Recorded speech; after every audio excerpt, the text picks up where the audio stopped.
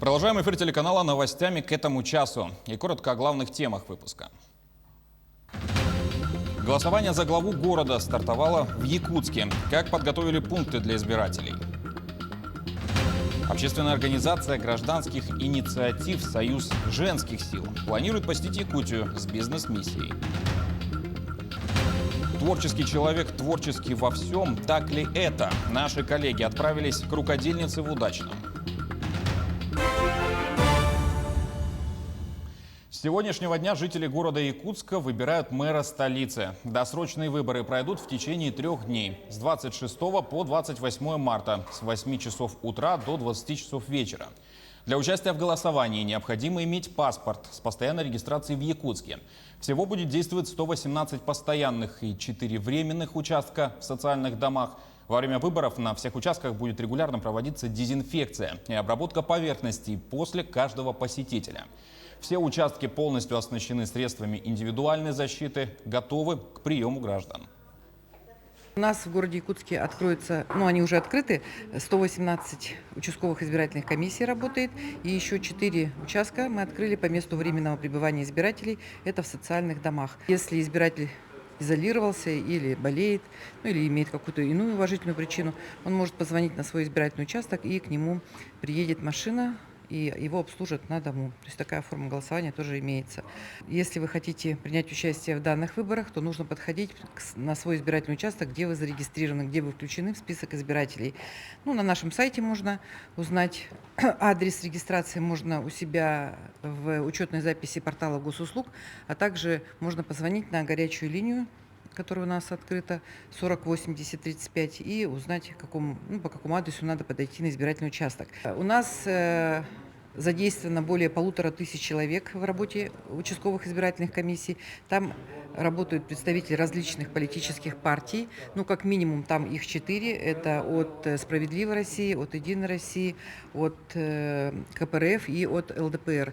Сейчас уже заявлены и будут работать в качестве наблюдателей от таких кандидатов, как Михайлов Сава Анатольевич, Григорьев Евгений Николаевич, Обедин Виталий Валерьевич, и от таких партий, как «Единая Россия» и КПРФ. Оперативный штаб России принял решение с 1 апреля возобновить авиасообщения с другими странами из аэропортов 13 городов страны. Это коснется международных аэропортов Барнаула, Белгорода, Волгограда, Воронежа, Калуги, Краснодара, Липецка, Нальчика, Оренбурга, Саратова, Сочи, Тюмени и Южно-Сахалинска. Кроме этого, будет увеличено число регулярных рейсов с Кубой и Белоруссией. Начнут летать самолеты из России в Армению, Азербайджан, Египет, Арабские Эмираты и обратно. Восстановится авиасообщение также с Германией, Венесуэлой, Сирией, Таджикистаном, Узбекистаном и Шри-Ланкой.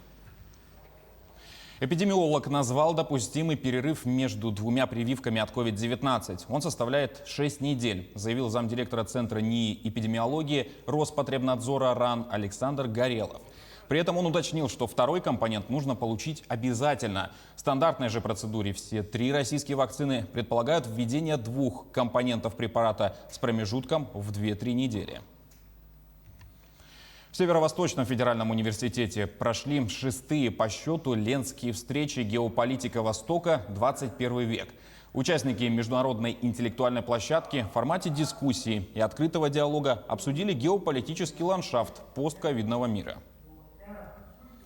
Средства материнского капитала разрешили использовать для погашения военной ипотеки. Постановление вступает в силу сегодня.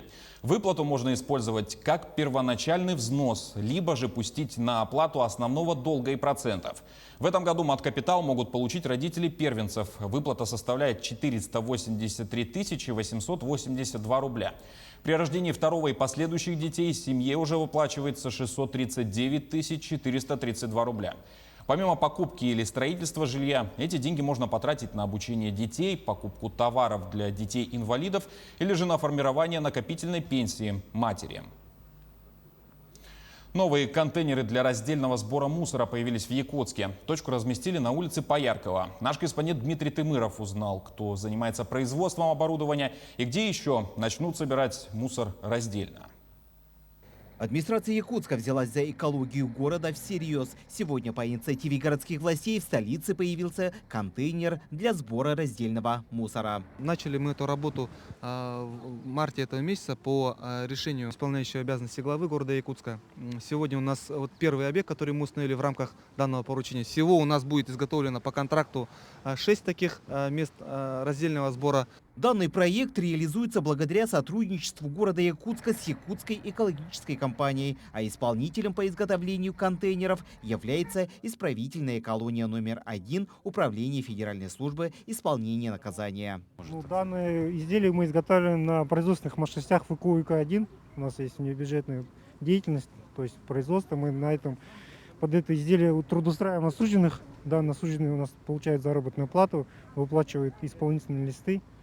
То есть мы исполняем статью 103 УИК «Трудоустройство осужденных».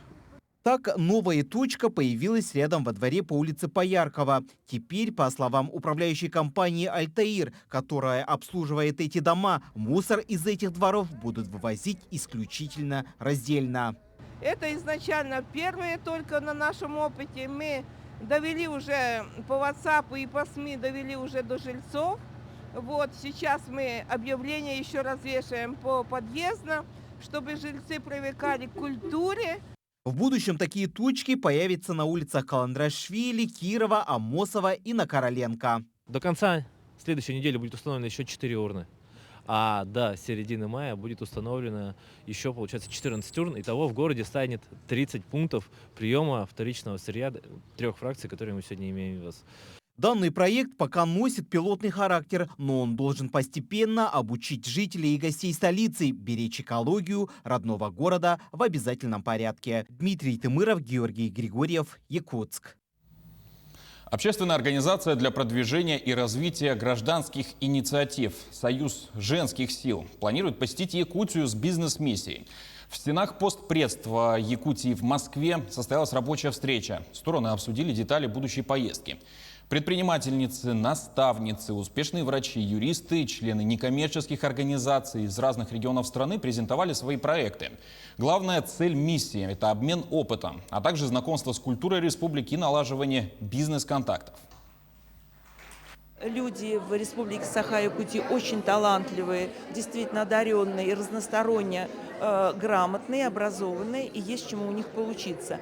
Мы со своей стороны собираемся привести представительниц частных бизнесов, женщин, у которых есть собственные производства, основанные с нуля. Мы собираемся собрать достаточно большой пул таких специалистов и специалисток. Планируем состав делегации примерно от 30 до 50 человек. Даты сейчас согласовываются с представительством Республики Саха. Галерея народных художественных промыслов открылась в Якутске. Мастера смогут круглосуточно продавать свои изделия. Главной особенностью и отличием от торговых рядов и центров является то, что продаваемые изделия должны обладать художественно-стилевыми особенностями Якутии и делаться только вручную. Сейчас взят курс на развитие народных художественных промыслов и в России, и в Якутии. И мы очень рады, что глава в своем послании 24 декабря отметил, что это одно из таких направлений, которое должно развиваться. Для нас это инвестиция. Инвестиция в то, что мастера станут бизнесом. И это место для пересечения туристов, которые приезжают в Якутию, и людей, которые производят наши чудесные изделия в районах. Министерство обороны России запустило новый мультимедийный проект «Память крепче гранита». Он посвящен мемориалам Великой Отечественной войны и связанным с ними историческими событиями. Первая часть проекта посвящена памятникам, расположенным на территории России. В дальнейшем же планируется опубликовать разделы про мемориалы Великой Отечественной войны в странах ближнего зарубежья и Европы. На интернет-странице можно увидеть изображения самих памятников и ознакомиться со связанными с ними рассекреченными историческими документами. Творческий человек творческий во всем. Так ли это? Ответ на вопрос решили найти в мастерской одной из рукодельниц Удачного, Оксаны Прилепы. Специально для журналистов Алмазного края она провела мастер-класс по флористике. Что из этого вышло, расскажет Ирина Балкова. Нарядные куклы, цветы из семечек, бумаги и ткани, домовята из бутылок. Все это можно увидеть в мастерской Оксаны Прилепа. Сегодня мы станем свидетелями изготовления букета из конфет. Значит, мы делаем сначала серединку, складываем пополам широкую полосочку, пожалуйста. С вами попробую, да? И с одного края мы просто отрезаем уголок, закругляем с одного края, чтобы у нас получился вот такой вот. С внутреннего края получается. На сгиб. Нет. Вот сгиб у меня. Вот и вам нужно повернуть так, чтобы вы могли вот с этого края на сгиб идти. Для изготовления небольшого конфетного букета понадобятся трюфели, корзинка, гофрированная разноцветная бумага, предпочтительно итальянского производства. Она легко поддается разным формам и выглядит натурально.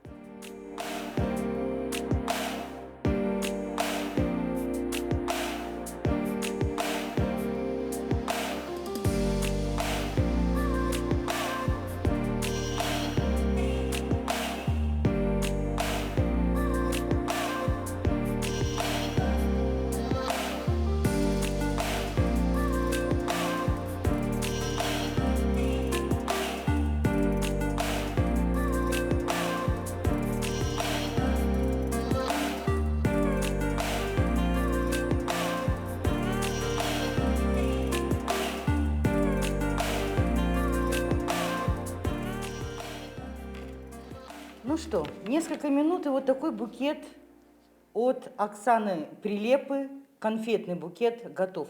Конечно же, получить букет в любое торжество всегда приятно. Одно но, вянут очень быстро.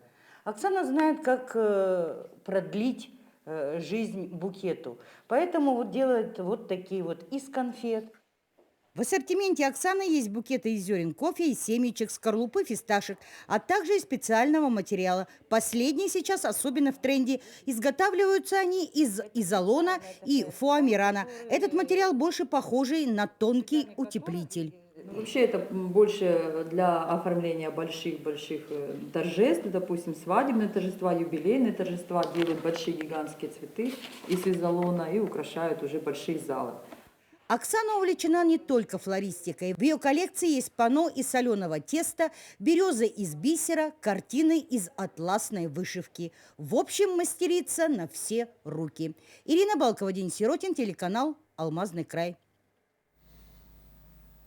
У нас к этому часу все. Носите маски, мойте руки и не забывайте про социальную дистанцию. До встречи в эфире.